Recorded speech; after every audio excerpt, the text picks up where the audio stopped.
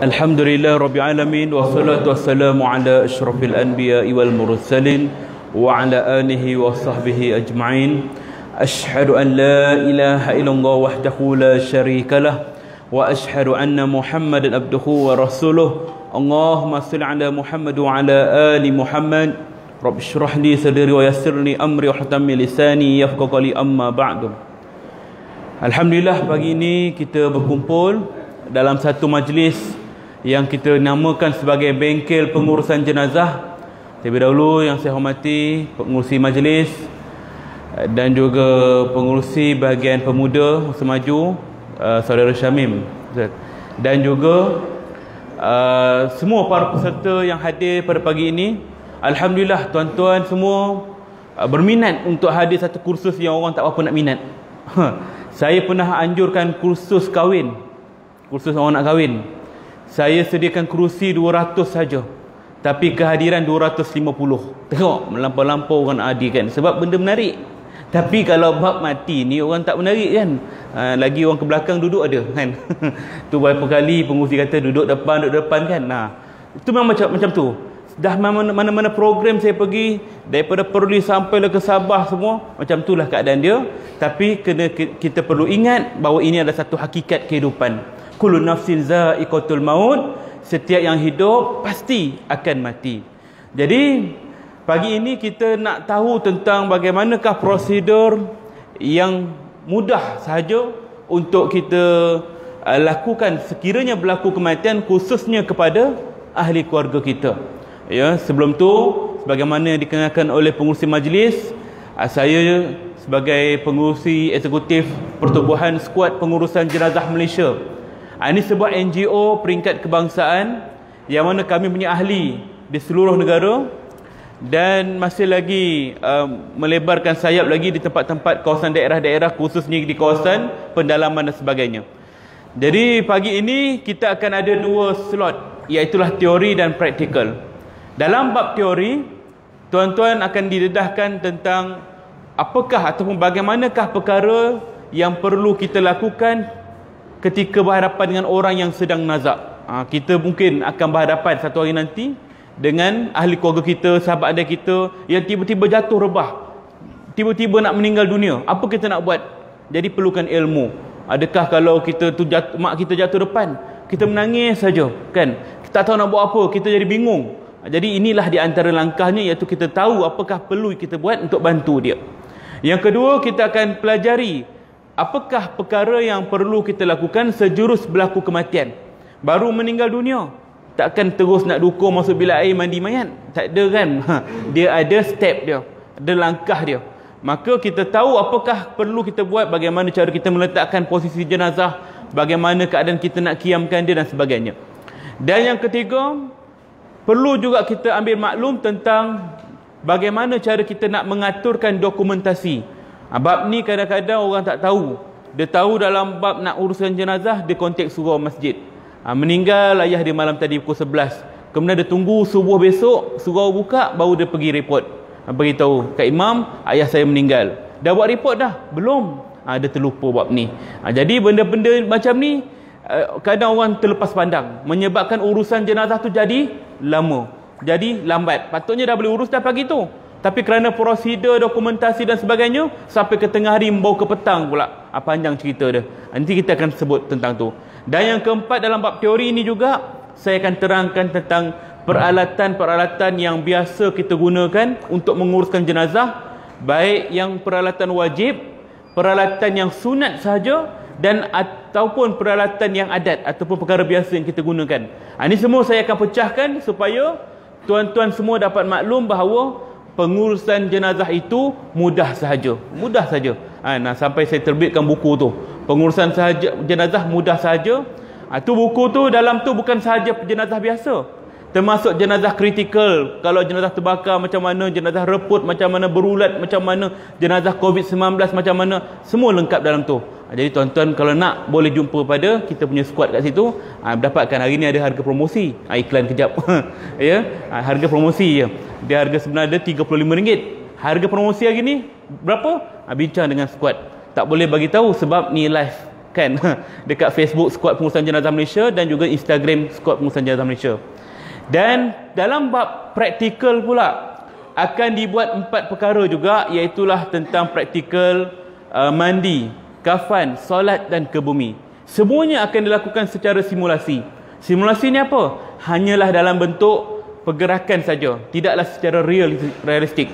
Misalnya dalam bab mandi nanti, saya tidak akan menggunakan air untuk mandikan jenazah untuk praktikal nanti. Maknanya siapa yang jadi model nanti ada. Dah ada dah selected. Dah ada dah. Oh. Tadi saya dengar dia kata nak cari yang kecil-kecil je. Padahal mati ni tak kira saiz. Ya. Baik kita cari yang badan besar sikit supaya dah lepas yang besar maka kecil senanglah urus. Itu sifir dia. Yang tunjuk itulah kita suruh. Okey. Bab mandi kita akan buat simulasi saja. Maknanya tidaklah perlu tuan-tuan takut air cendana tu basah kat baju ke apa ke, tak ada, ya. Sebab apa saya tak nak guna air? Kena tahu juga. Sebab apa saya tak nak guna air kalau waktu praktikal? Kerana pengalaman yang lepas dah banyak dah mengajar saya. Bila guna air waktu praktikal, dia akan jadi 2 musibah. Musibah yang pertama, tuan-tuan semua banyak main air nanti. Sebab apa?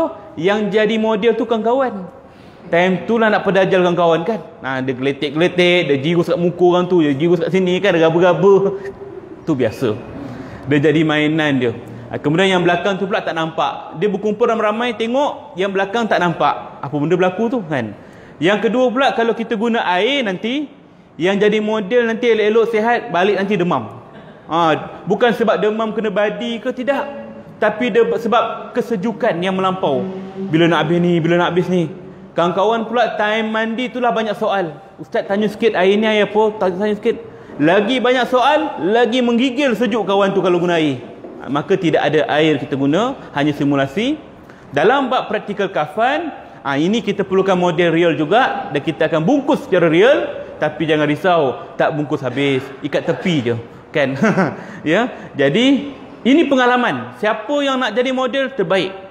Sebab orang jadi model ni insya-Allah berdasarkan pengalaman, insya-Allah panjang umur dia. Sebab apa?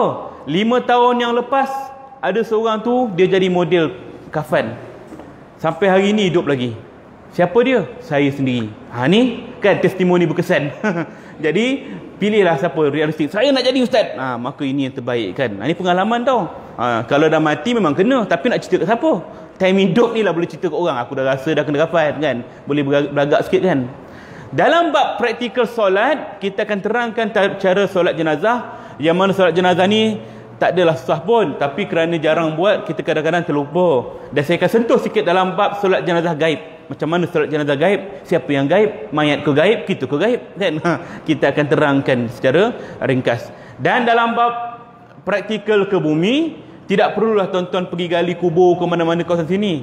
Sekadar saya tunjukkan cara kita nak mendukung atau membawa jenazah, cara memegang dia untuk dimasukkan ke liang lahat. Dan cara kita menghabuskan tanah. Itu saja. Dan secara keseluruhannya, program ini hanya berlaku dalam dewan ni saja. Tidaklah perlu tuan-tuan pergi ke kawasan Padang ke apa ke, tidak. Ya? InsyaAllah. Itu sekadar mukadimah kita. Baik. Berbalik kepada tajuk pertama kita, iaitulah bagaimana cara kita berhadapan dengan orang yang baru, orang yang sedang nazak, sakaratul maut. Bila orang sedang nazak ini, dia dipanggil sakaratul maut. Sakaratul maut dalam erti kata sakarah itu bahasanya maksud mabuk. Maut itu kematian. Sakaratul maut, mabuk di ambang kematian. Kalau tuan-tuan biasa tengok orang mabuk macam mana? Jalan dia terhuyung-hayang ke kiri ke kanan. Dia tak dapat beza mana yang baik, mana yang buruk, mana yang kanan, mana kiri, mana dosa, mana pahala. Sebab orang mabuk ni dia dah khayal. Dia perlu kawan untuk bimbing dia jalan lurus. Demikianlah orang nak mati. Walaupun kita hidup, kita tahu syahadah kita tahu Nabi kita, tapi bila kita nak mati, kita lupa semuanya. Mak ayah pun kita lupa. Dan ketika itulah kita mengharapkan orang sekeliling kita untuk mengingatkan kita. Kata Nabi SAW, lakinu mautakum la ilaha illallah. Talqinkan kalimah la ilaha illallah di sisi orang yang hampir mati. Itu yang pertama. Maknanya kita ajar kalimah la ilaha illallah. Dia bukan dalam TV drama tuan-tuan. Biasa dalam TV drama, kalau orang nak mati tu, dia ajar mengucap panjang. Asyhadu an la ilaha illallah. Ikut bang. Orang tengah nazak tu pun boleh ikut. Asyhadu an la ilaha illallah. Wa asyhadu anna Muhammadur Rasulullah. Wa asyhadu anna Muhammadun Rasulullah. Aku bersaksi tiada Tuhan selain Allah. Aku bersaksi. Ini semua pembongak kan. Dalam TV, drama, filem Melayu bolehlah. Tapi secara hakikat realistiknya, orang nak mati ni nak sebut kalimah Allah pun bukan mudah. Ya. Maknanya tak perlu ajar kalimah panjang asyhadu la ilaha illallah sampai habis. Sekadar la ilaha illallah itu saja. Man akhiru kalamuhu la ilaha illallah dakhalal jannah. Barang siapa akhir kalamnya, kalimah akhir, dapat ucap kalimah la ilaha illallah, masuklah dia ke dalam syurga. Maka kita nak pastikan orang yang sedang nazak ini, biarlah perkataan ucap dia yang terakhir itu la ilaha illallah, supaya dia boleh masuk ke syurga Allah Subhanahu Wa Taala. Ini pertama kita kena ajar dia. Bagaimana cara nak ajar? Kita bimbing dia, kita bisik dia. Tak perlu laju, tak perlu perlahan, sederhana saja. La ilaha illallah. Biar sekejap, satu persatu. Tak perlu ramai, seorang saja. La ilaha illallah. Bila dengar daripada mulut dia kalimah itu, cukup sekadar itu. Tak perlu minta dia ulang-ulang kembali. Dia tak mampu. Ya? Tapi kalau dia sendiri yang boleh buat, itu dia punya kelebihan. Tapi kalau misal kata dia dah ucap, kemudian kita pun diam, tiba-tiba dia bercakap lagi. Nak air, kata dia kan. Nak air, maknanya ada perkataan lain keluar sudah itu. Kita wajib ajar sekali lagi kalimah itu, sampailah kalimah itu betul-betul keluar yang terakhir di mulut dia. Itu yang pertama. Yang kedua, kita bila berhadapan dengan orang yang sedang nazak, selain daripada ajar kalimah la ilaha illallah, maka Nabi SAW menyebut, bacakanlah surah Yasin di sisi orang yang hampir mati. Baca surah Yasin, Qur'atul Yasin, baca surah Yasin. Surah Yasin ini dia cerita tentang kehidupan dunia dan kehidupan akhirat. Ya. Waktu itulah kita baca secara bergilir-gilir. Biasa orang baca ramai-ramai, adik-adik berkumpul, jemaah surah berkumpul baca.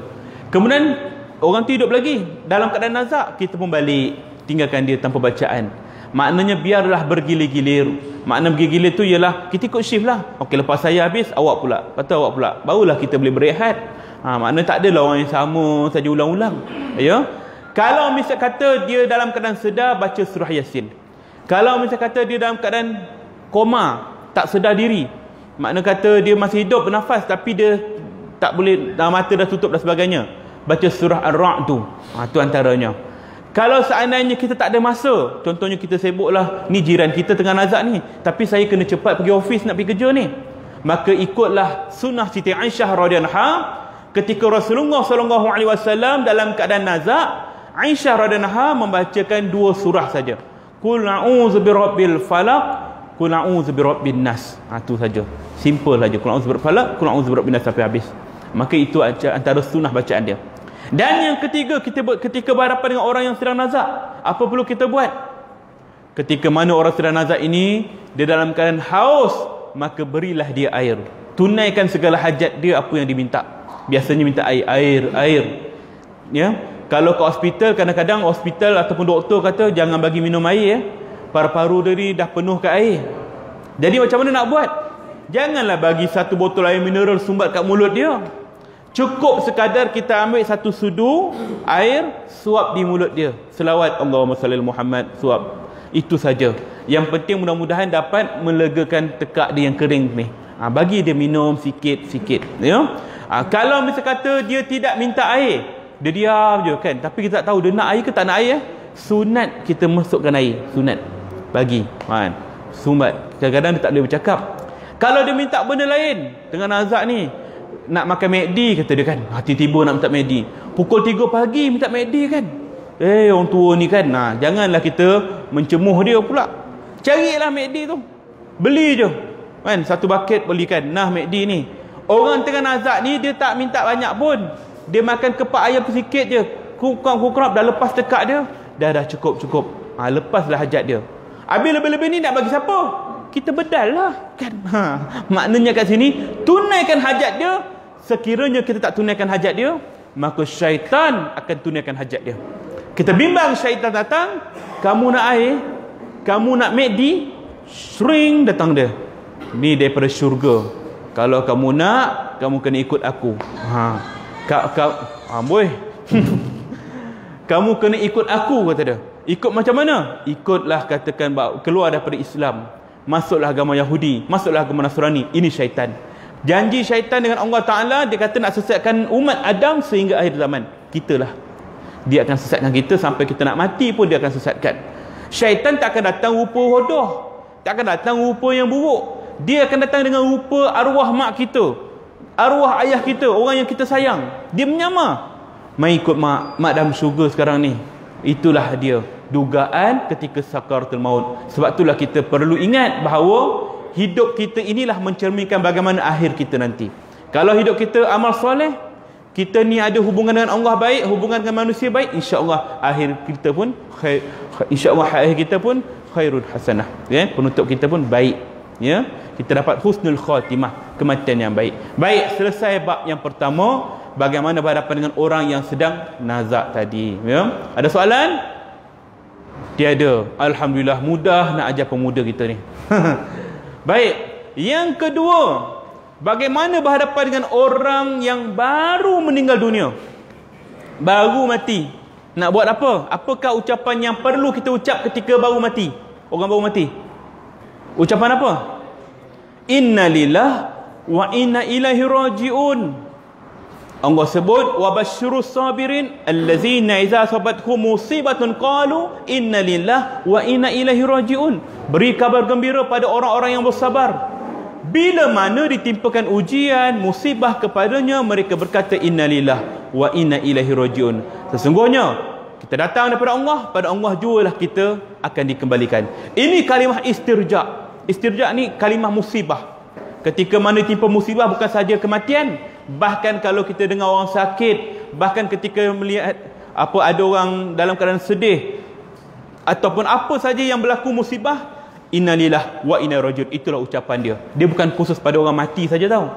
Ya, jangan peliklah kalau tengok kawan tengah nazak, ataupun kawan kita tengah sakit kat hospital, innalillah wa inna rajiun. Kalau orang tak faham, dia lempang gitu kan. Kau ingat aku dah mati kan? Tidak, ya. Baik, kalimah innalillah wa inna rajiun ini kalimah sunnah, baik dari segi ucapan, begitu juga dari segi tulisan. Biasa kalau berita terima kita sebut innalillah. Tapi kalau berita terima melalui WhatsApp, Facebook, Instagram, kawan kita yang duduk satu rumah dengan kita, satu blok dengan kita, satu jalan dengan kita ni dah meninggal dunia pagi tadi, kita komen apa? Salam takziah Al-Fatihah. Ramai komen Al-Fatihah, Al-Fatihah, Al-Fatihah, kan? Boleh ke tidak? Saya tak kata salah baca Al-Fatihah, bacalah. Kita baca Al-Fatihah, sedekah pada si mati, mudah-mudahan pahala dapat kita dan dapat sampai pada arwah. Cuma yang saya nak tekankan kat sini ialah kenapa perlu taib Al-Fatihah. Tak payah taib, orang tahulah baca. Taiblah panjang-panjang, innalillah wa inna ilaihi rajiun. Itu kalimah sunnah, dapat pahala kat kita, kan?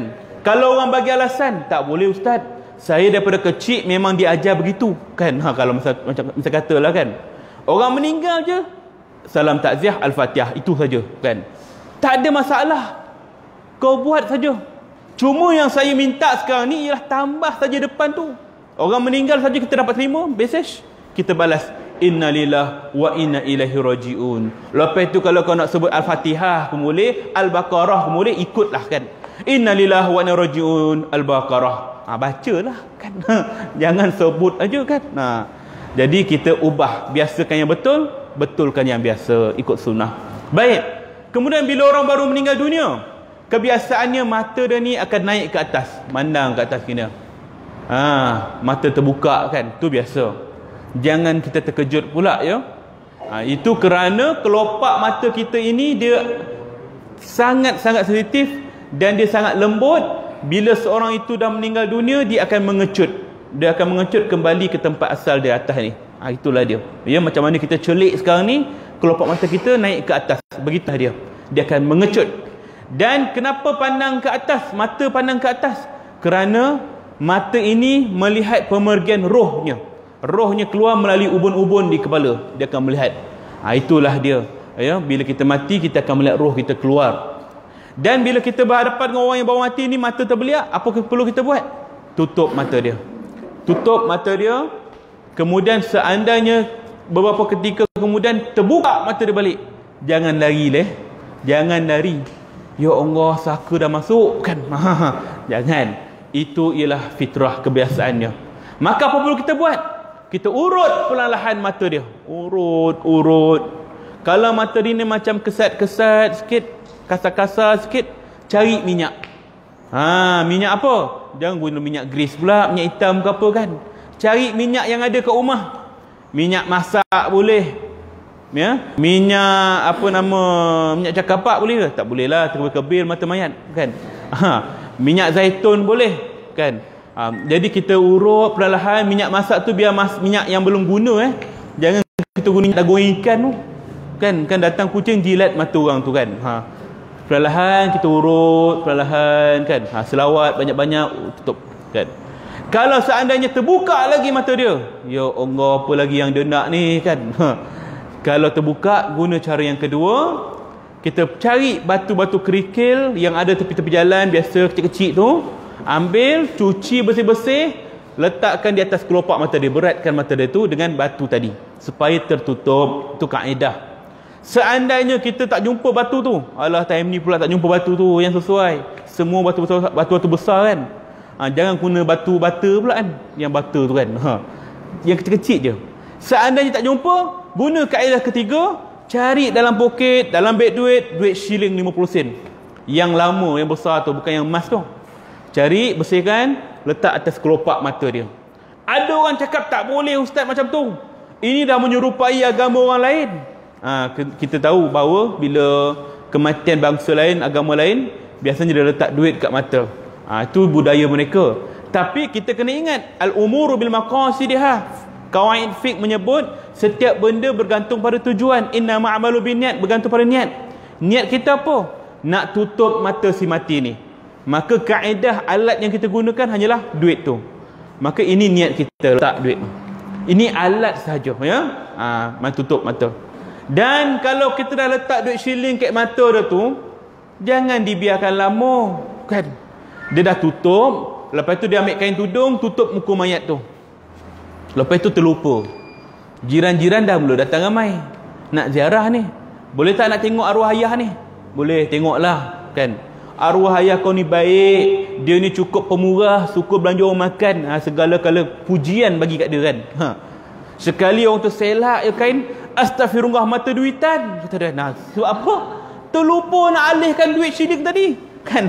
Jadi kita alihkan segera sebelum orang datang. Elakkan fitnah ya.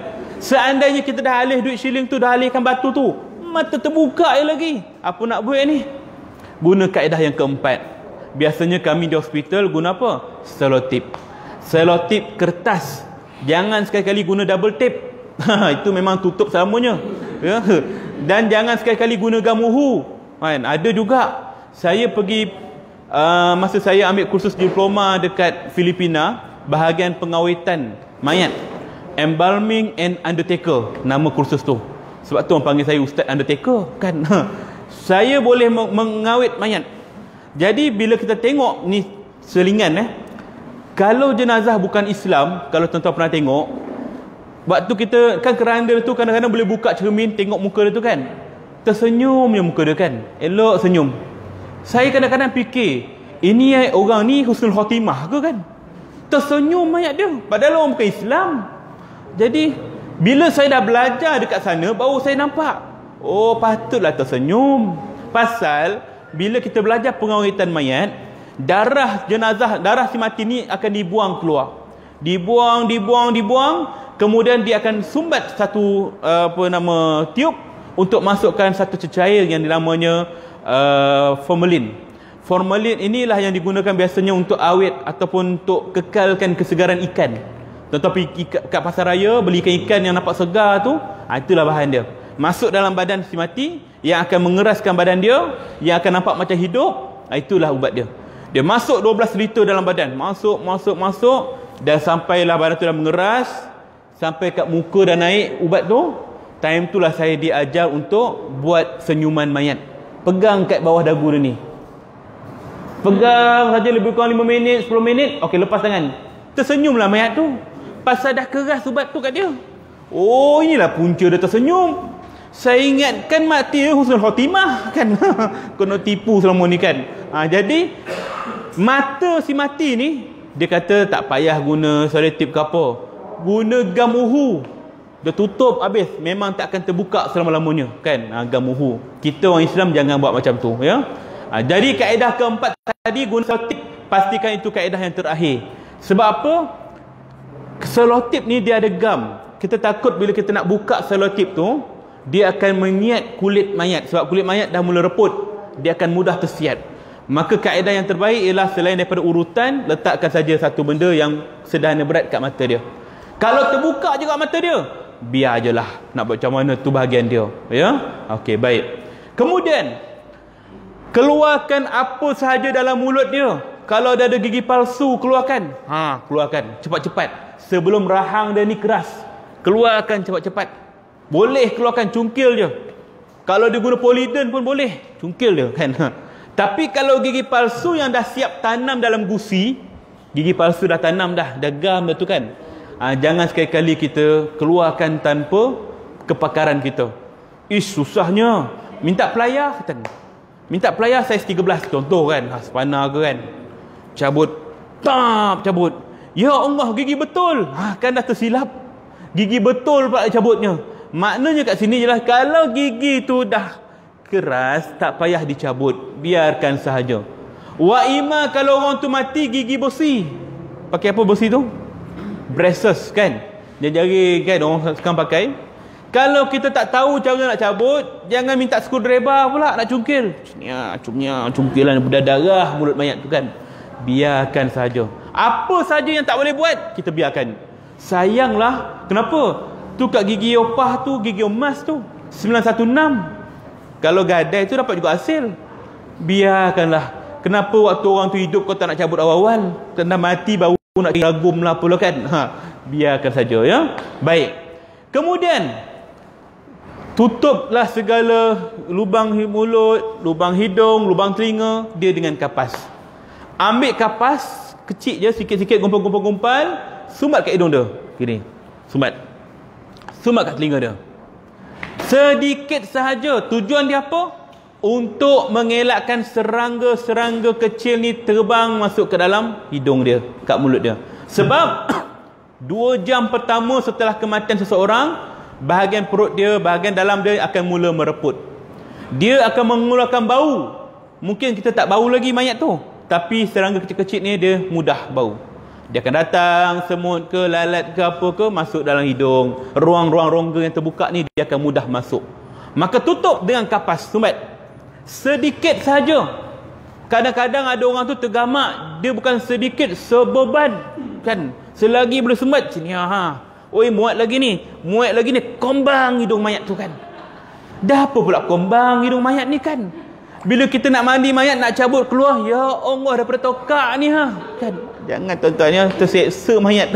Kita seksa mayat, jangan sikit je, tutup lubang dia je. Telinga, hidung dan mulut kalau terbuka. Kalau mulut terbuka, dah cabut gigi, lepas tu mulut terbuka kan. Ambil satu kain panjang sikit, biasa orang gunakan serban ke, kain tudung ke, lipat ke kecil, bawah dagu dia ni tarik, ikat ke atas. Ini biasa orang panggil ikatan pocong. Ikatan pocong. Pocong tu berasal daripada ikatan ni. Tu nama dia. Dapat kat kita panggil hantu pocong, bandar pucung, Firda pucung, bukit pucung. Semua nak dipucungkan. Tapi asalnya daripada ikatan tu. Ya. Kalau mulut terbuka, baru kita ikat. Tapi kalau mulut dia tutup, rapat, tak payahlah ikat. Tu fungsi dia. Ya. Baik. Kemudian tukarkan pakaian dia cepat-cepat sebelum tangan dia keras. Bila orang ni mati, darah mula berhenti mengalir. Bila darah berhenti mengalir, dia akan beku. Bila beku, maka anggota dia akan keras. Tangan dia macam ni semua kan. Maka sebelum dia mengeras, buka baju dia, buka seluar dia semua, tukarkan dengan pakaian yang bersih. Letak kain batik, kain pelekat, tutup aurat dia semua. Ya. Kalau dia dah keras, macam mana nak buka? Susahlah nak keluarkan t-shirt dia ni. gunting saja, tak ada masalah. Kain baju si mati ni sebaiknya kita kumpul masuk dalam plastik, terus buang sebaiknya. Sebab kita tak tahu, kalau jenazah tu kita tak tahu sakit apa. Tapi kalau arwah mak kita, ayah kita yang kita tahu sakit biasa saja, nak simpan buat kenangan, tak apa, simpanlah. Tapi kalau ada darah, elok cuci dahulu. Ya, takut ada kuman dan sebagainya. Ini keselamatan, ya. Baik, balik kepada tadi. Buka baju, buka seluar, letak kain, tutup kain. Sebab masa nak mandikan jenazah mudah kat orang. Dia selak saja kain, oh dah buka dah, alhamdulillah senang kerja aku. Tu dia, ya. Tapi kebiasaan orang kita ni, dia tutup bahagian atas saja. Bahagian bawah tak tutup. Bila orang nak angkat jenazah, maka belakang dia ni terbuka. Ni terbuka aib dia tu nanti. Biasanya kalau orang mati kat rumah kita kan, kat kampung, ke mana-mana tempat, jenazah kat tengah rumah, siapakah yang selalu berada kat keliling selain keluarga? Orang perempuan ke orang lelaki yang biasa duduk keliling mayat sementara nak menunggu mandi tu? Orang perempuan ke orang lelaki biasa? Perempuan kan? Ini jawapan yang biasa saya terima kan? Maknanya dah memang dah jadi macam budaya kita dah. Orang lelaki kita kat mana? Kat luar. Bakar nyamuk kan. Sambil-sambil tu ngumpat, manalah ustaz tukang mandi ni lambat kan. Kan orang ada kerja lain ni, kubur dah siap dah. Yang keliling ni siapa? Makcik-makcik kita baca Yasin kan. Dia orang ni lah ramai. Jadi bila kita datang nak mandikan jenazah, kita nak angkat jenazah, masalah makcik-makcik ni pula dia tak nak beralih. Itu biasa. Balik kita nak angkat mayat. Dia akan beralih tapi bukan bangun. Dia suruh orang belakang kali. Belakang sikit. Ngengsut je. Dia ngengsut ke belakang je. Takkan dibangunnya. Sebab dia punya prinsip, kalau aku bangun, orang lain akan ambil tempat aku. Macam tu lah kan. Maka bila dia tak bangun, dia duduk kat situ juga. Kita nak angkat mayat. Kita angkat mayat, terlupa bahagian bawah, terlupa nak tutup bahagian bawah mayat. Makcik duduk kat bawah. Nampaklah aurat dia tu kan. Dah hai, ada bosah dia bertanda lahir ni kan. Bosah cak lalat kan. Semua orang nampak aib tu. Jadi kita nak salahkan makcik tu pun tak boleh, sebab dia memang duduk situ. Jadi sepatutnya kita ni tutup aurat dia. Bila dah buka baju seluar, tutup bahagian bawah, tutup bahagian atas. Macam mana cara nak tutup bahagian bawah? Nanti praktikal kita tunjukkan cara dia. Ya? Baik. Kemudian kalau jenazah perempuan, mak kita ke, isteri kita ke, kakak kita ke meninggal, kita tutuplah dengan kain, semua tutup habis. Tapi kita terlupa, bila orang datang nak tengok muka si mati, dia buka muka. Bila buka muka, ternampaklah rambut dia mengerbang macam tu kan. Aurat rambut terlupa nak tutup kan. Kena tutup rambut dia juga. Tutuplah dengan kain tudung, anak tudung ke, tengkolok ke, ikutlah kan janji tutup kan. Sebab apa? Kalau ada orang bagi alasan, biarlah ustaz, arwah ni masih hidup pun free hair. Semua orang tahu rambut dia macam mana kan. Ini bukan masalah dia free hair ke, dia long hair ke, apa ke, tak ada hal. Tapi masalahnya ialah tanggungjawab untuk menutup aurat itu tertutup. Buat apa kita nak tanggung dosa dia kan? Maka tutup aurat dia bercantik. Baik. Kemudian tangan dia ni kita kiamkan tangan dia ni supaya mudah waktu nak mandi dan kafan. Sebab kalau kita tak kiamkan, dia mengeras tangan tu. Luruskan. Ada satu kes tuan-tuan, kami tak tahu ustaz. Tak tahu kata dia. Lalu saya buka. Bila buka, tengok tangan dia dah keras ke bawah macam ni. Bila saya nak minta nak tutup, tak boleh. Saya pun gunting baju dia, saya minta izin dia guntinglah kata dia. Dah buka semua. Masa mandi, tangan dia tak boleh nak kiam. Saya risau kalau saya paksa dia patah sebab kurus sangat. Maka saya kata pada anak beranak dia, tuan, jenazah ayah ni nanti kita kafan, tangan dia lurus ke bawahnya, tak ada masalah pun. Saya kata sebab dia tak boleh nak kiam. Semua adik-adik setuju, tapi seorang adik-adik yang bongsu tak setuju, anak lelaki dia yang bongsu tu. Mana boleh ustaz, kita ni biar sempurna. Ayah saya ni mesti tangan dia kiam. Saya kata tak boleh, nak buat macam mana?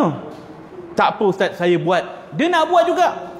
Dia ambil minyak, dia sapu kat tangan dia, sapu kat tangan ayah dia, sapu urut-urut perlahan. Saya pesan lagi, tak boleh bang, jangan buat. Boleh kata dia. Dia pun cuba nak luruskan tangan ayah dia. Dia buat perlahan, bismillahirrahmanirrahim.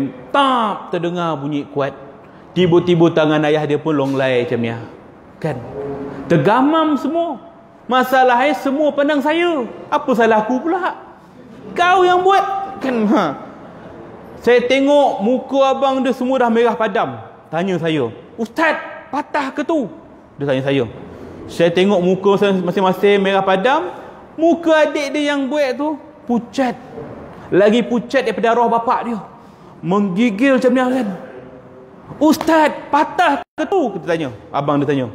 Saya pun fikirlah apa benda aku nak jawab ni kan. Segala hukum fiqh, kaedah fiqh semua keluar. Akhirnya saya katakan, tak patah. Kata. Tak patah. Habis tu bunyi prap tadi tu bunyi apa? Relax bang, sabar dulu. Biasalah kita kalau lenguh kan bunyi prap. Otot kita prap. Saya katakan. Abang dia pun nampak reda sikit. Saya ingat dah selesai dah. Dia pandang adik dia. Nasib baik tak patah. Kalau patah aku patahkan tangan kau. Terkejut saya, garang abang dia.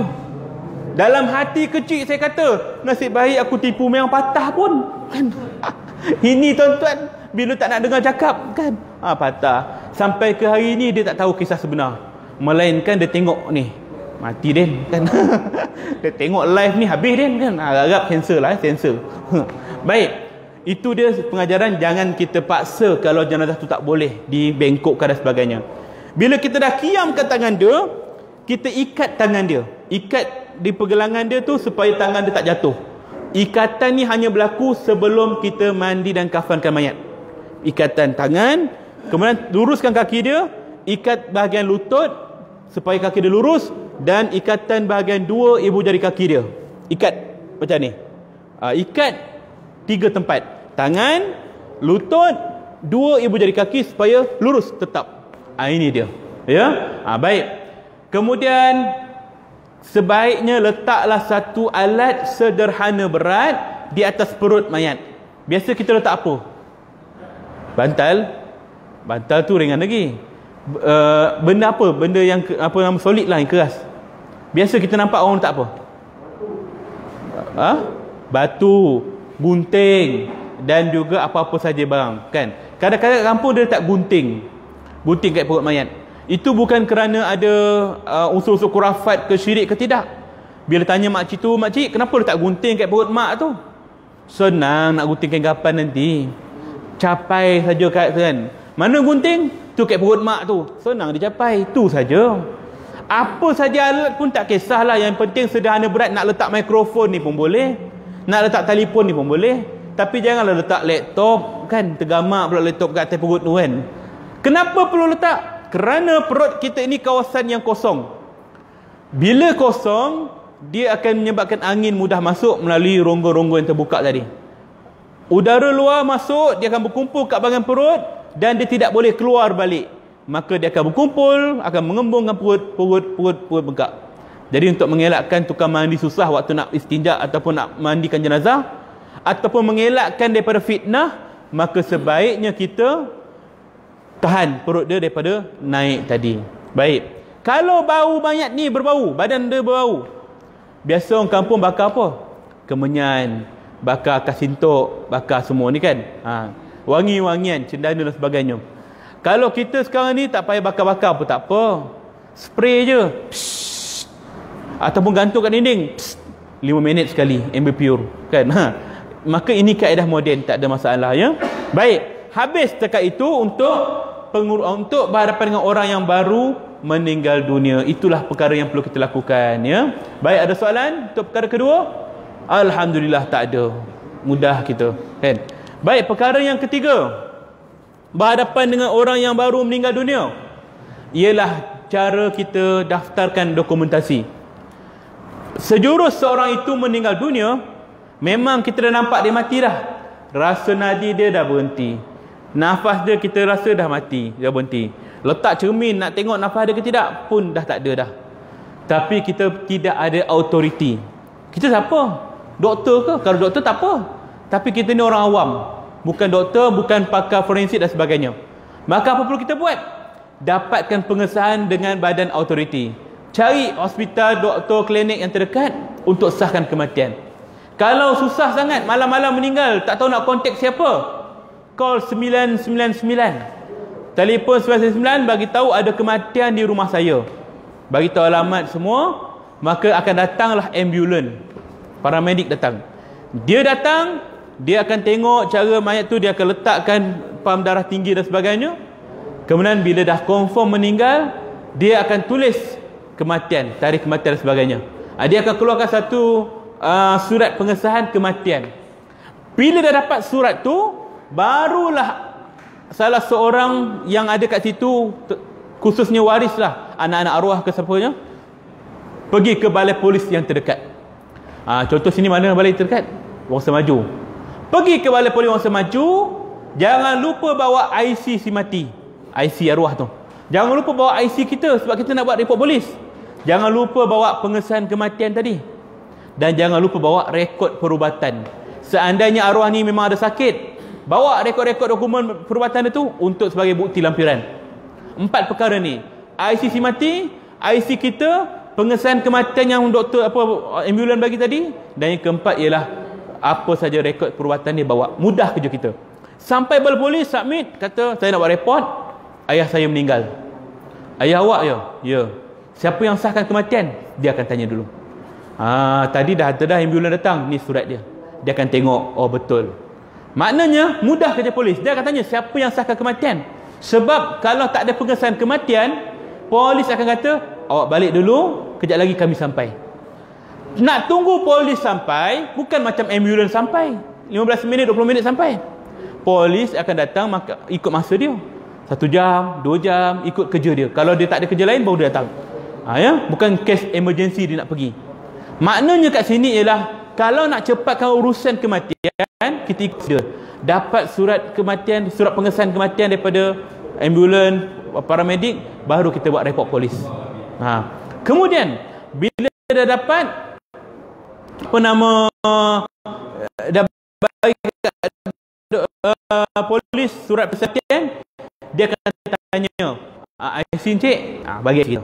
Arwah dia dengan encik siapa? Saya. Tengok IC ayah kita. Betul sama. Oh betul, ayah dia. Arwah ni sakit apa? Dia memang ada darah tinggi kronik. Ni surat dia. Dia tengok, oh betul lah, umur pun dah 60 lebih. Maka kerja dia mudah. Sekejap cik, saya daftarkan.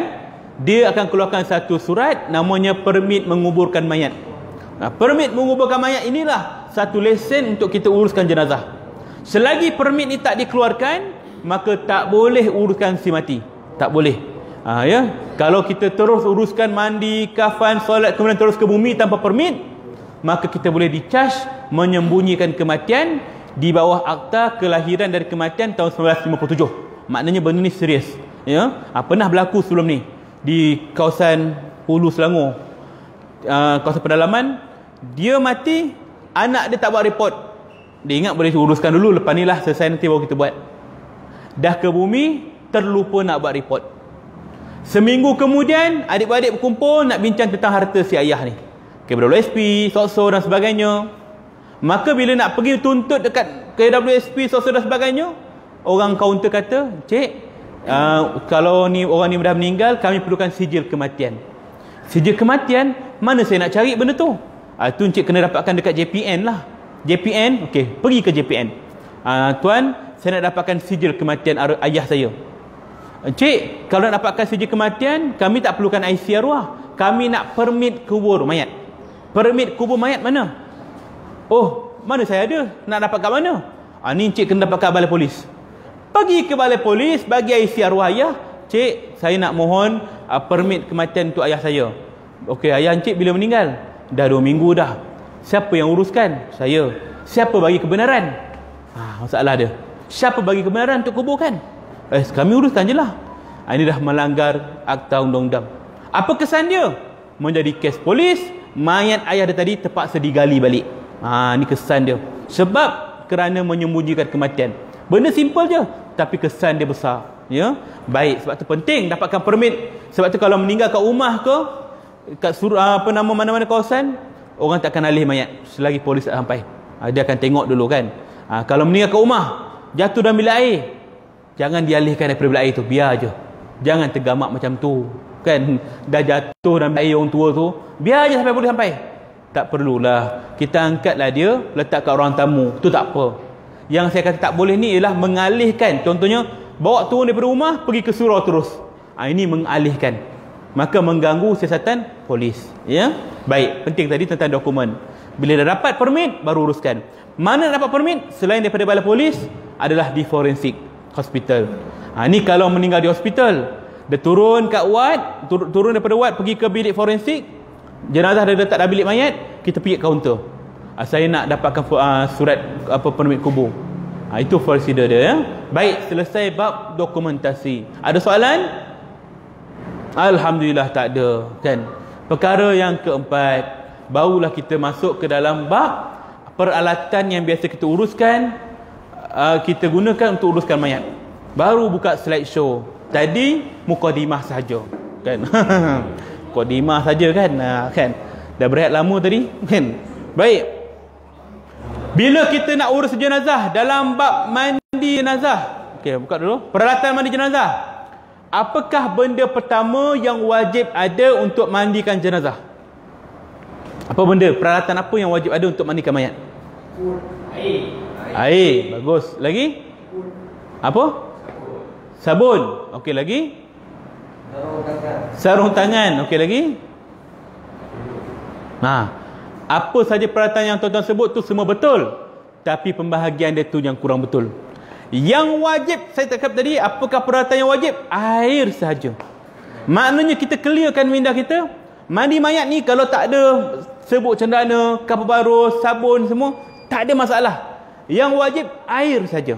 Faham, Dia rukun mandi jenazah ni sama macam kita mandi wajib. Mandi junub, kan?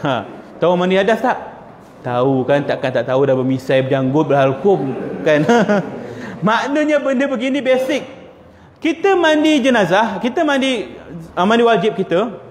Adakah mandi wajib kita ni tak sah kalau tak pakai sabun? Sah tak? Sah, kan? Tanpa sabun. Kalau tak ada shampoo, sah tak? Sah. Kerana syarat dia apa? Niat dan ratakan air ke seluruh badan. Dan waktu kita mandikan diri kita, mandi wajib ni, adakah kita masukkan lubang paip tu ke bahagian tubuh kita untuk cuci bahagian tubuh? Tak ada. Adakah kita masukkan paip tu ke dalam lubang hidung kita? Zap keluar air sini? Tak ada. Kat mulut pun tak ada. Bila tak ada, kenapa kita mandi mayat kita buat macam tu? Kadang-kadang sebagian orang, dia ambil kepala paip tu, dia sumbat kat hidung mayat tu, zap keluar. Kenapa buat macam tu? Senang, darah-darah, kahak-kahak ni keluar seperti tu. Memang kita nampak mudah, senang, tapi sebenarnya menyakiti badan mayat. Nabi kata, bersopan santunlah, lemah lembutlah dalam menguruskan jenazah, kerana mereka sedang melalui sakit yang sangat perit. Apa dia? Sakaratul maut. Sakit dia tu pedih. Ya, ulama kata ibarat macam dihiris pisau 1000 kali hiris. Badan kita ni kena cincang dengan 1000 pisau. Bayang kadang-kadang luka-luka parah tu tiba-tiba kita kasar dengan dia. Sakit, pedih. Maka jangan kita kasar mayat. Mandi jenazah tu mudah seumpama mandi wajib. Maknanya kat sini, kalau tuan-tuan sebut tadi semua tahu mandi wajib, maka tahulah mandi mayat. Simple. Dah selesai kursus kita, kan? Ya, waktu saya kata mudah sahaja. Tapi fikiran kita, nak baca apa? Nak air apa? Nak sumbek kat mana dulu? Ini benda ni kita perlu clearkan dulu, ya. Air benda yang wajib ada. Selain daripada air, dia ada yang sunat dan yang adat. Adat ni bukan adat yang lama, tidak. Adat tu ialah barang biasa yang kita gunakan. Macam tadi Tuan Syamil kata, sabun. Sabun masuk kepada hal sunat. Sunat wangi-wangian. Ya. Macam apa tadi? Katanya gayung, tempat mandi mayat. Ini masuk dalam bab adat. Adat ialah barang yang biasa kita gunakan. Okey? Baik, kita buka pecahan dia. Okey, buka adat. Okey, ini air mawar. Ya, air mawar biasanya untuk wangi-wangian. Okey, kita tunjuk barang-barang je dulu. Lagi? Kapas. Kapas ni kita sebut sebagai adat. Kerana orang dulu tak pakai kapas pun, tapi kita pakai. Sebab apa? Untuk menyerap air-air. Biasanya lepas mandikan jenazah, kadang-kadang ada lembat-lembat sikit luka-luka, kita guna kapas. Ni antara dia. Lagi, kapur barus termasuk dalam bab sunat wangi-wangian. Dia wangi. Lagi, cendana, serbuk cendana warna kuning. Jangan terkeliru dengan serbuk kunyit, kan? Letak pula kat dapur, kan? Baru beli ni, kan? Wangi-wangi. Tertinggal, terlupa letak kat dapur. Orang rumah pula hidung sesemua tersumbat. Kita pula masa tu nak makan ayam goreng kunyit, digaul lah sekali dengan rempah tu. Rupanya ayam goreng cendana. berbuih satu rumah makan kan. Ya, kena jangan keliru. Ni wangi-wangian. Lagi? Okey, sabun dia wangi-wangian. Tak kisahlah sabun buku macam ni ke atau sabun cecair. Tak kisah jenama apa pun. Saya bukan promote jenama Lux. Tak ada waktu penggambaran tu ini je sabun yang ada. Kan? Makna tuan-tuan nak pakai sabun apa pun tak kisahlah. Yang penting sabun basuh badan, bukan basuh baju, basuh kereta. Yang logik ya. Baik. Ini kelengkapan ni kita sebut sebagai peralatan adat, kebiasaan kita. Apron, glove, mask, gunting, ini semua barang-barang basic. Okey lagi? Baldi dan timba, ini pun peralatan yang basic juga, kena ada, ya. Baik. Tempat mandi, bathtub. Kalau mandi ni kan, mandi jenazah ni, kalau orang kampung dulu dia pakai batang pisang. 2 batang pisang dibaringkan, mayat diletak atas batang pisang tu. Ataupun kaedah dia yang lain, mandi di atas rumah. Rumah kayu, kita mandi atas rumah, air akan jatuh mengalir ke bawah. Dia yang penting air mengalir, tu saja. Bukan air statik, tak bergerak. Ya. Ataupun kalau kaedah lama, dia pangku mayat. Dia duduk kaki lurus ke depan, 3-4 orang duduk, biasa anak-anak lah duduk. Mayat ayah atau mak dia diletakkan di atas kaki dia. Dia mandi atas kaki dia. Masya Allah, ini lagi bagus. Kalau anak-anak buat macam ni kan. Sebab masa kita kecil, mak ayah kita yang kendong kita, mandikan kita. Bila mereka dah mati, kita pula kendong dia. Allah akan buatkan penuh kasih sayang. Sebab tu saya kata ilmu ni penting. Sebab kalau anak-anak yang buat, dia akan buat dengan penuh kasih sayang. Lemah lembut, perlahan. Ni mak ni perlahan tau. Ni ayah ni perlahan tau. Tapi kalau orang lain, tuan-tuan, dapat orang yang baik-baik lah. Dapat orang yang kejar duit aja, macam mana? Dia, okey anak-anak tunggu luar. Dia buat lah macam-macam lipat ke, kuat lipat ke apa kan. Kan? Ingat pasal kain ke apa kan? Ada. Sebab tu kita anak-anak atau saudara mara bila mati kena ada wakil. Tengok sekali, jangan dibiarkan ada orang kasar macam tu, ya. Seksa. Maknanya ini yang kita nak elakkan. Anak-anak kena belajar, kena tahu. Walaupun mungkinlah lepas kursus ni tuan-tuan mungkin tak yakin lagi, tapi sekurang-kurangnya tuan-tuan tahu basic dia. Jangan kasar sangat. Tu kena ajar. Tapi janganlah terlalu rumit pula. Mentang-mentang lah dah belajar, jangan kasar-kasar. Kita pun buatlah perlahan, slow je lah mandi mayat tu kan. Slow je lah. Yang tukang mandi ni penat menunggu. Bila nak habis ni kan. Macam ni mak, ini dah tangan yang sop kan saya makan. Nak drama pula. Memanglah kita tahu sedih, tapi tak kena waktu kan. Kita pun buat perlahan. Jadi mandi mayat ni memang lemah lembut, tapi jangan terlalu lama kan. Dan jangan terlalu ramai. Paling cantik 3 orang je mandi mayat. Ramai sangat pun 5 orang maksimum. Lebih daripada tu bukannya memudahkan, menyusahkan. Pasal apa? Kalau kita dah bilas sabun kat bahagian atas, dia sabun kat bahagian bawah. Kita bilas kat bawah, dia sabun kat atas. Ramai kan? Tangan semua macam ni.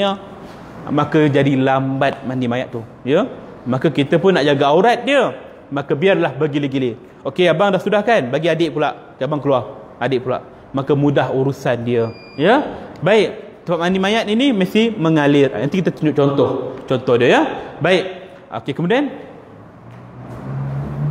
kain putih. Ini kafan pula dalam bab kafan, apakah benda yang wajib ada untuk kafankan mayat? Kain putih tadi. Selain daripada kain, minyak wangi lagi, kapas. Baik. Kalau kita pecahkan kepada wajib, sunat dan juga adat, yang wajib hanyalah kain saja. Sehelai kain saja wajib. Minyak wangi sebut cendana yang lain tu hukum sunat wangi-wangian. Kapas termasuk dalam adat. Baik. Kalau tak ada barang lain, kita ada sehelai kain je, boleh tak? Boleh. Jenazah lelaki, berapa helai yang wajib untuk kafankan mayat lelaki? Dan jenazah perempuan, berapa helai yang wajib untuk kafankan jenazah perempuan? Lelaki berapa helai? Wajib 3 helai wajib lelaki. Lagi? Buka lagi.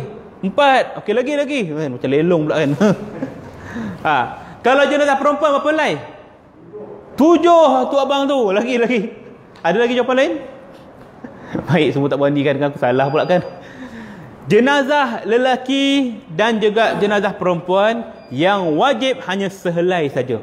Kan saya sebut awal tadi, sehelai cukup dah. Saya tak jawab, selamat.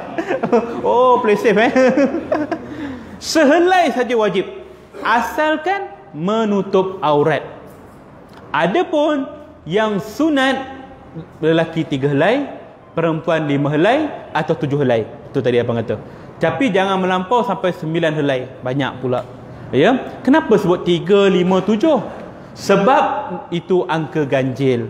Allah itu ganjil dan dia sukakan yang ganjil. Maknanya nombor 1, 3, 5 tu nombor ganjil. Itu nombor-nombor yang sunat. 2, 4, 6 boleh tak? Boleh, tak ada masalah pun. Nak kafan mayat dengan 4 kain, boleh, tak ada masalah. Tapi dapat pahala sunat 3 helai atau 5 helai. Okey? Yang wajib 1 helai. Jadi kita takkan nak buat wajib je. Carilah pahala sunat. Maka buatlah 3 helai cantik. Ya. Saya cerita ni kalau dalam situasi tak ada kain. Maka buat sehelai je. Tutup aurat cukup. Dah mandi jenazah guna air saja, letak atas kain. Tutup dia dengan sehelai kain. Pun dah siap dah. Nampak tak simpelnya kita dalam pengurusan jenazah. Cuma kadang-kadang kaedah-kaedah kita ni pelbagai.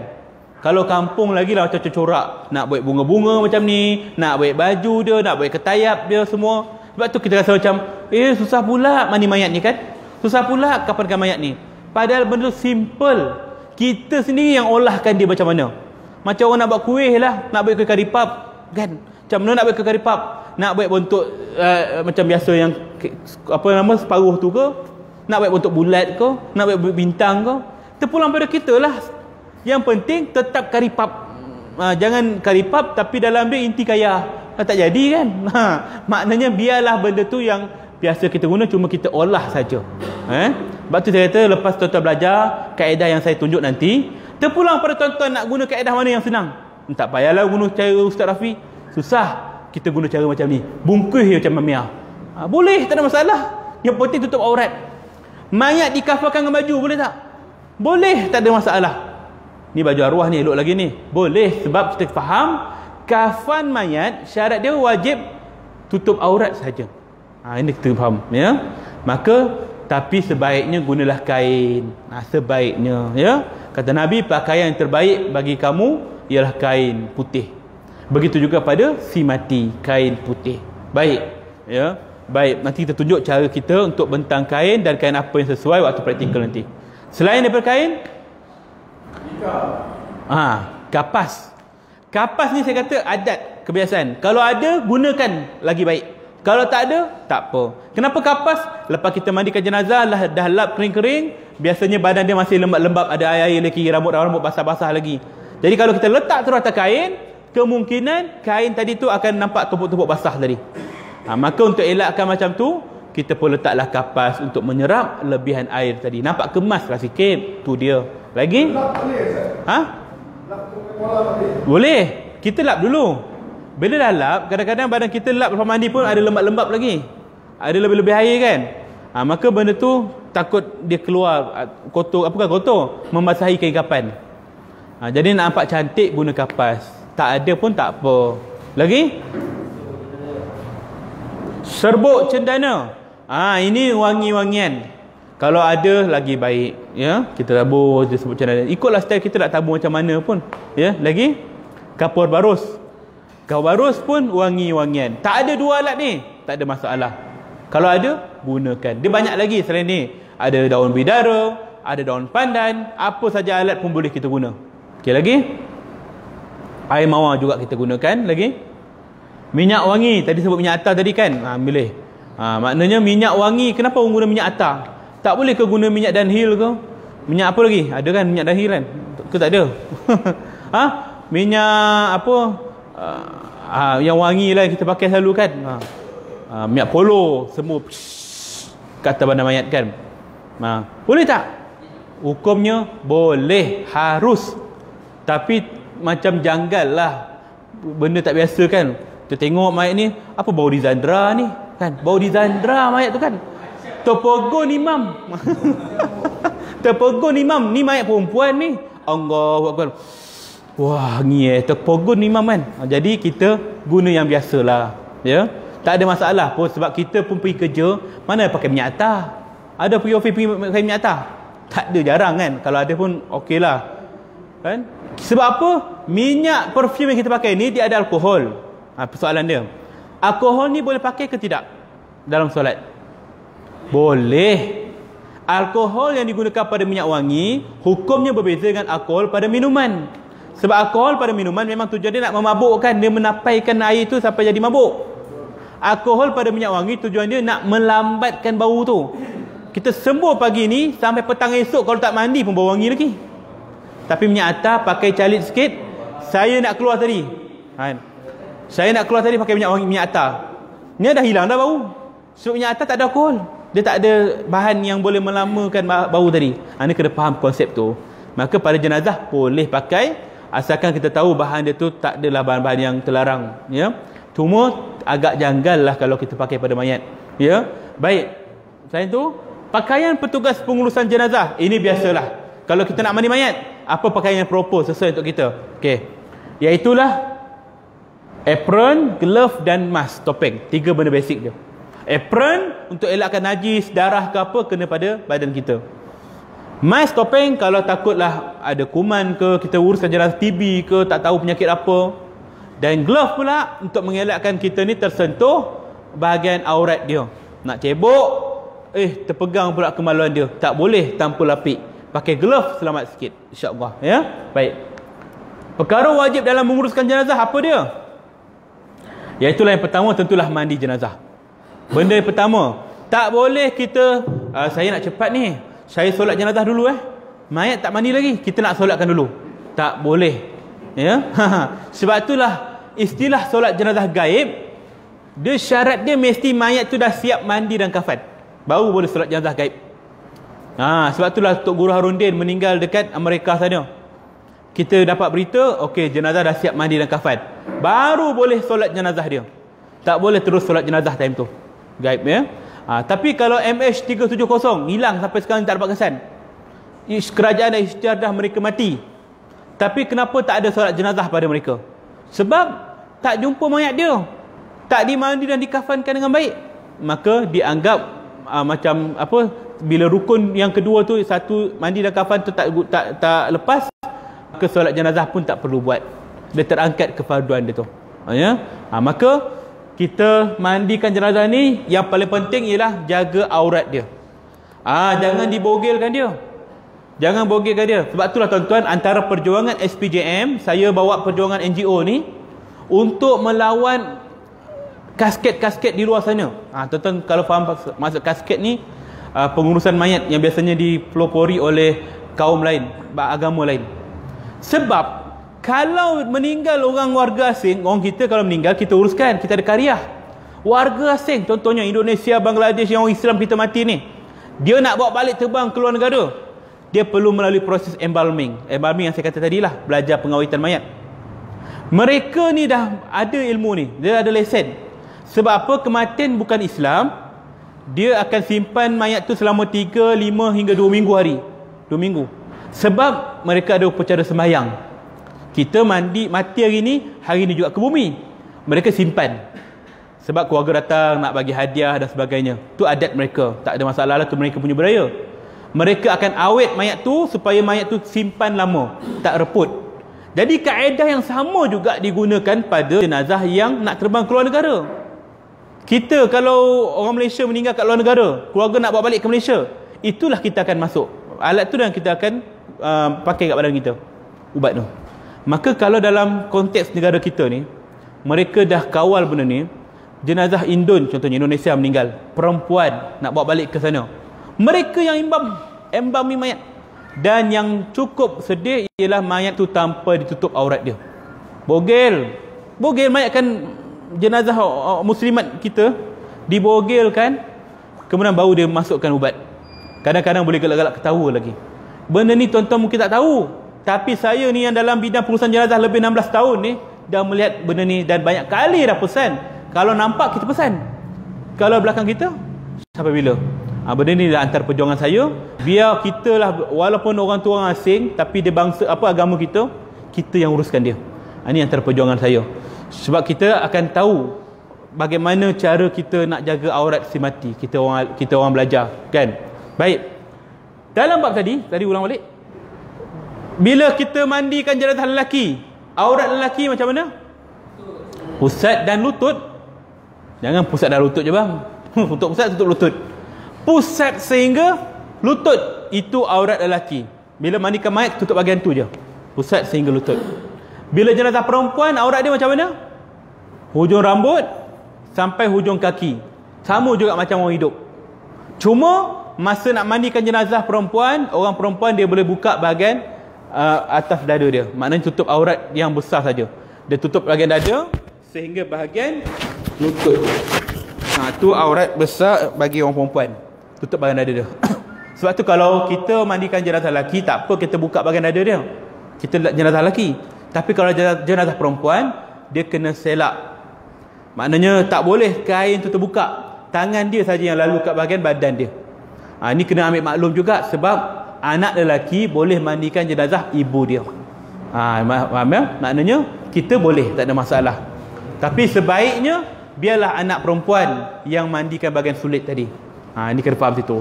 Baik. Tentang tadi, kalau jenazah lelaki pusat hingga lutut, jenazah perempuan dada hingga lutut. Kalau jenazah pondan macam mana? Jenazah pondan yang dah siap operate, siapakah yang perlu mandikan jenazah pondan? Orang lelaki ke orang perempuan? Ya ke? Ni dah potong habis dah ni. Betul ke? Dah nampak terjojol keluar tu. Macam mana tu? Orang lelaki ke orang perempuan? Bagus, pendirian tuan-tuan tetap. Orang lelaki yang kena mandikan. Sebab fitrah dia lelaki. Wajib lelaki yang mandikan dia, walaupun dia dah ubah haisiat dia. Kena mandikan. Tapi dia kena jaga adab. Walaupun jenazah itu lelaki, tak apa, aurat dia pusat hingga lutut, tapi dah terbonjol dekat bahagian dada dia tu, maka kita kena jaga aib dia. Tutup aib dia. Maknanya kita wajib tutup aib dia. Tutuplah bahagian dada dia, supaya tak mendatangkan dua fitnah, dua musibah. Musibah yang pertama, kalau kita buka bahagian dada yang pondan tadi, orang lain akan nampak, oh macam tu dia punya, tak adalah besar mana. Okey, orang bercerita tentang aib dia, kan fitnah. Dosa kita mengaib dia, mengumpat dia. Yang kedua, fitnah akan terjadi bila kita dedahkan dada dia. Ustaz yang mandi tu akan jadi fitnah. Ustaz, kenapa lama-lama situ? Kita yang kena fitnahkan. Jadi untuk elakkan fitnah, tutuplah bahagian dada dia tu, ya. Sebab saya pernah mandikan jenazah pondan. Saya tahulah macam mana keadaan dia, kan. Bila mandi jenazah pondan ni, kita pun kena jaga bahagian dia. Ini pengalaman lah, ya. Bila mandikan jenazah pondan, kawan-kawan dia alhamdulillah ada yang okey-okey lah. Saya sampai-sampai je tengok ramai orang perempuan, dekat 40 orang. Semua cun-cun. Muka Ira Fazira ada, Maya Karin ada, Mira Firzah ada, semua ada. Mangai kan, bidadari ke turun ni, kan. Bila dengar suara dia, keluar suara Farid Kamil, Zul Arifin. Jantan rupa kan.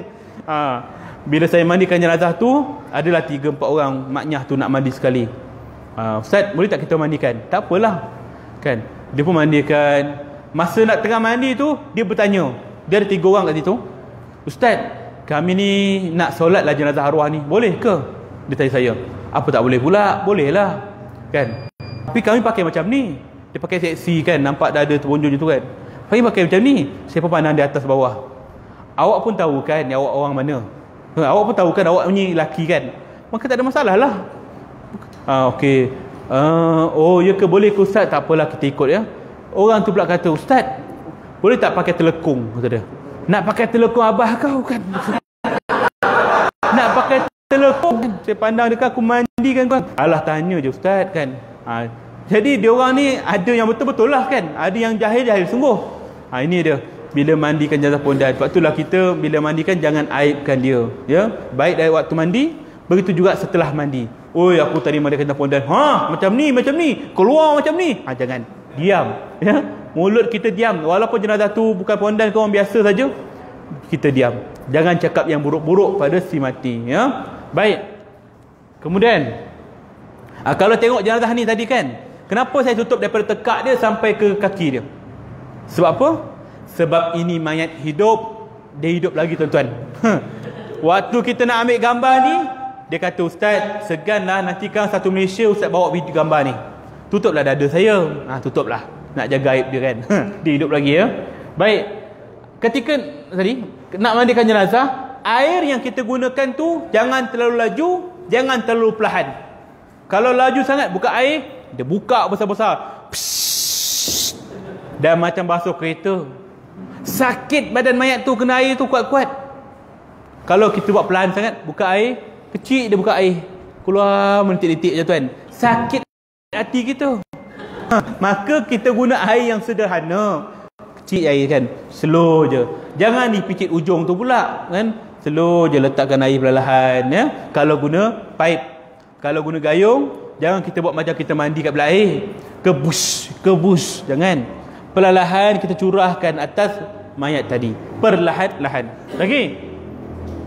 Kafan jenazah. Ni antaranya kita akan kapaskan dia dulu, kemudian baru kafankan. Lagi. Okey, kita akan bentang kain dia, bawah kain tu ada tali.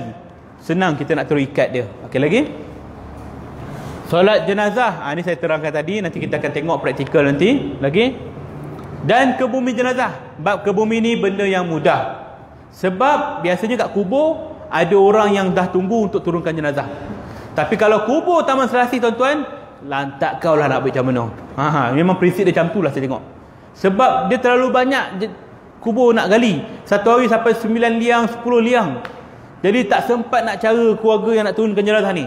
Jadi kita yang kena uruskan. Ya.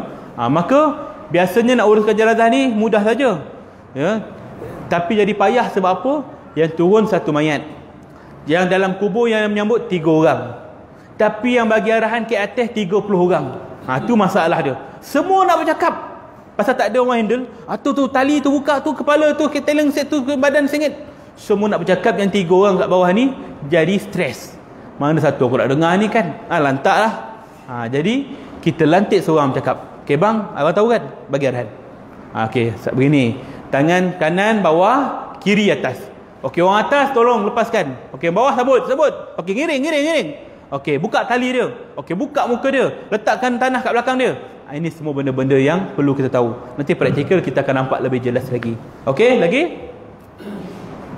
Okey, settle bab itu. Ada soalan? Ya? Niat mandi jenazah. Okey, waktu praktikal nanti kita tunjuk. Tapi niat dia mudah saja. Sahaja aku mandikan jenazah ini kerana Allah Ta'ala. Itu saja. Niat simple saja ya. Baik. Tak payahlah time tu kita nak hafal pula. Nawaitu sauma ghadin an adai. Tu puasa. Dah tersilap kan. Baca niat Melayu je. Sahaja aku mandikan jenazah ini kerana Allah Ta'ala dalam hati. Cukup simple Baik. Ada lagi? Macam mana kaedah yang Ustaz sebut bila anak-anak mampu tubuh jenazah dalam mandikan jenazah? Anak-anak? Kaedah anak-anak nak mandikan ibu ayah. Dia duduk macam biasa, duduk atas lantai, kaki kita lurus menyulur ke depan. Semua sebaris. Kalau ada 3 orang sebaris. Kemudian yang depan pegang kepala mak dia, kepala ayah dia, badan, lepas tu kaki dia pegang, pikul. Maka mandilah macam biasa. Tuang air, kita mandikan. Macam biasa mandikan budak macam mana? Macam itulah kaedah dia, ya. Yang penting jaga aurat dan jangan bagi semua orang nampak. Jaga aib juga. Wallahu a'lam. Ya. Kalau macam sekarang kita uruskan jenazah yang sempurna, jenazah yang tidak sempurna. Okey, jenazah yang tak sempurna dia banyak kategori. Jenazah reput, meninggal kat rumah 3 hari, macam mana? Jenazah terbakar, hangus kulit dia. Jenazah lemas, kembung perut dia, kulit dia semua tertanggal. Ataupun jenazah aksiden, hancur, gilis dan sebagainya. Ini semua keadaan yang tak sempurna. Jenazah kritikal pula. Kritikal ni jenazah yang berisiko tinggi. HIV, AIDS, TB, COVID-19 dan lain-lain. Okey? Baik, kepada jenazah yang tak sempurna tadi, contohnya kita nampaklah anak-anak tak balik lama. Tak jauh lah kan? Cakaplah kawan lain. Kita ni tahu jiran kita duduk seorang-seorang kat rumah. 2-3 hari kemudian tengok, apa hal lama tak nampak dia keluar ni? Bau busuk dah. Dah rasa tak sedap hati. Buka pintu dia, tengok mayat dah terbaring, dah berulat. Macam mana nak buat? Ikut prosedur yang saya katakan tadi, buat report polis semua apa semua. Jadi kalau polis serahkan tu pada Kariah, okey, arwah ni memang ada sakit, jadi saya serahkan pada penduduk Kariah untuk uruskan jenazah. Macam mana nak buat? Maka kita perlu angkat jenazah itu pergi ke tempat yang mandikan, di surau ke apa. Jadi cara nak mengangkat macam mana pula? Sebab bila dah reput, kulit dia dah licin. Kulit kita ni ada 3 lapisan. Lapisan pertama yang luar ni. Lapisan kedua yang kita nampak macam putih-putih sikit. Lapisan yang ketiga yang sebelum urat kita. Sebab tu kalau orang dia luka, luka, sakit dia tu lebih sakit daripada tangan kita potong. Kenapa? Tangan kita, contohnya orang kena kisas ataupun kena hudud kan, potong tangan, dia menjerit, sakit lah, tapi lepas tu dia okey. Ataupun orang aksiden, pernah nampak tak video yang viral dulu, dia naik motor aksiden, kaki dia dah kena gilis dah, putus long lay, tapi dia relax je, nak okok, ada okok kan, ada video tu, tak okok. Kenapa dia boleh relax, kaki dah putus? Sebab otak kita ni main peranan. Bila putus saja anggota badan, dia terus mengalir, bagi syarat stop pengaliran darah. Maka bila pengaliran darah stop, maka tidak ada rasa sakit. Dia macam hayal, tak ada dah. Tapi kalau luka sikit, darah mengalir, sebab tu kita rasa sakit, pedih. Ya.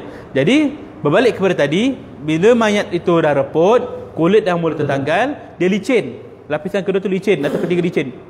Maka kita ambil kain yang tebal sikit, kain selimut ke, kain batik tebal sikit, kita ngiringkan mayat tu, masuk separuh kat bahagian bawah, baringkan dia balik, kita ngiring ke sebelah sini pula, keluarkan kain tu, angkat mayat tu guna kain, tu lebih mudah.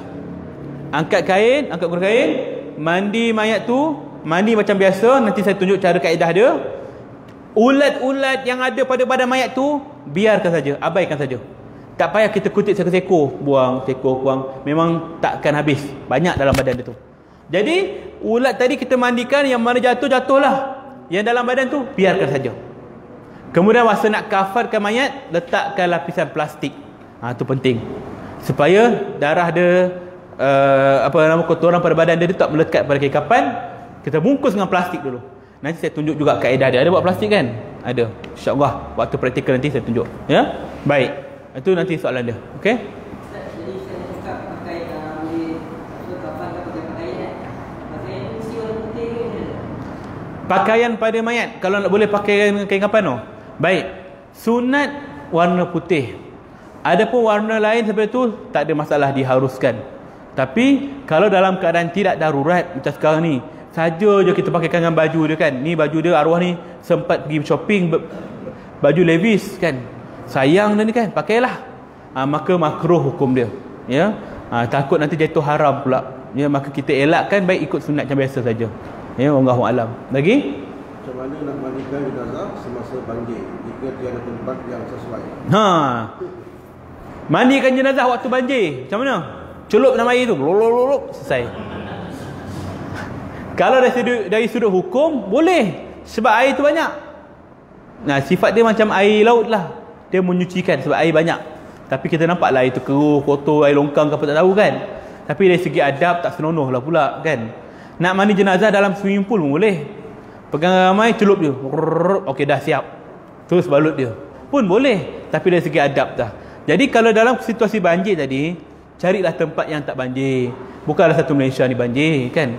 Maknanya kalau tempat kampung dia banjir, pergi kampung sebelah.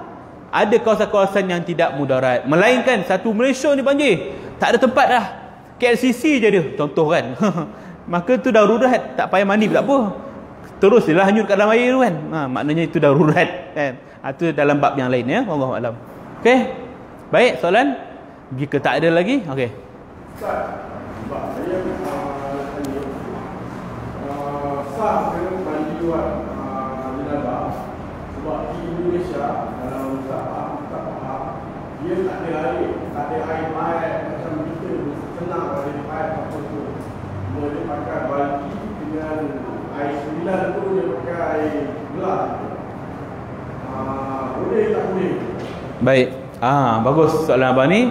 Kita beruntung duduk kat Malaysia, air kita buka pipe keluar je kan, sesekali je lah air Selangor masalah kan. Tapi kalau kat Malaysia ni air sentiasa ada. Tapi kalau belah-belah, contohnya Filipina, contohnya dekat Indonesia, kawasan kampung kan, dia air dia dalam baldi. Tu kita kata macam kita guna konsep orang lama lah. Kita orang lama pun bukan semua senang kan. Ambil ni.